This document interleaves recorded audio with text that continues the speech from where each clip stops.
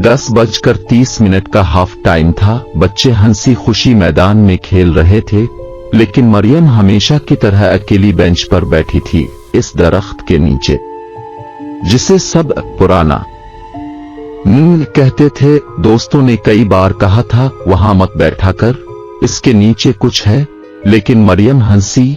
दिन का वक्त है, जिन कहाँ होते हैं। अचानक हवा चलने लगी और नीम के पत्ते सरसराहने लगे जैसे कोई बात कर रहा हो। फिर नीचे से मिट्टी हिली और बेंच के नीचे से किसी बच्चे का हाथ बाहर निकला, मगर वो बच्चा वहां था ही नहीं। मरियम के चीखने से पहले ही वो हाथ इसका बाजू पकड़ चुका था। सब बच्चे शोर सुनकर भागे, मगर जब पहुंचे बेंच खाली थी, सिर्फ मरियम का स्कार्फ लटक रहा था।